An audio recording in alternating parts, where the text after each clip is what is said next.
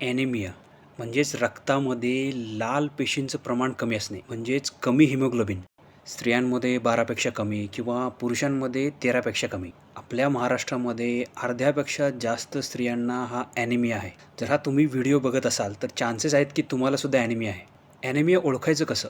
खूप जास्त केस गळती होते, नखं ठिसूळ होतात आणि तुटतात किंवा नखं चपटी होतात, तोंडामध्ये सारखे सारखे छाले, अल्सर्स, कायम थकवा जाणवणे, थोडंसं काम केलं किंवा थोड्याशा पायऱ्या चढल्या तरी थकल्यासारखं वाटणे, कुठल्याही गोष्टीवरती कॉन्सन्ट्रेशन न करता येणे, पुअर मेमरी किंवा चिडचिडेपणा, चक्कर येणे, स्पेशली बसल्यानंतर उठल्यानंतर म्हणजेच बसून उठल्यानंतर, बऱ्याच वेळा धाप लागणे, धडधडणे किंवा हातपाय थंड जाणवणे.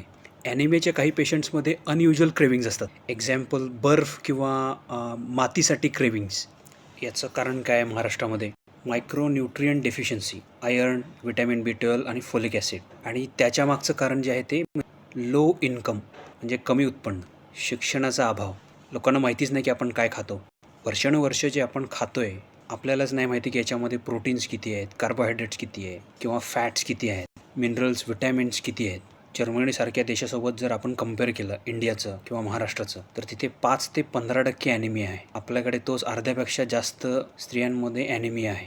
आता तुम्ही तुमच्या फॅमिलीमध्ये ॲनिमिया कसं ट्रीट करणार किंवा प्रिव्हेंट करणार?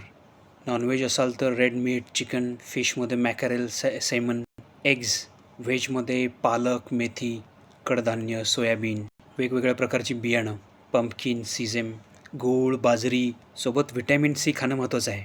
जसं की दाल फ्रायमध्ये लिंबू, इतर सिट्रस फ्रूट्स जसं की आवळा, ऑरेंजेस. चहा आयर्नचं ॲब्सॉर्प्शन कमी करतो. मनुके आणि खजुऱ्यामध्ये सुद्धा खूप जास्त आयर्न असतं. तुमच्या जवळच्या सरकारी दवाखान्यामध्ये सुद्धा मदत अवेलेबल आहे. तिथून तुम्हाला आयर्न आणि व्हिटॅमिनच्या गोळ्या मिळू शकतात.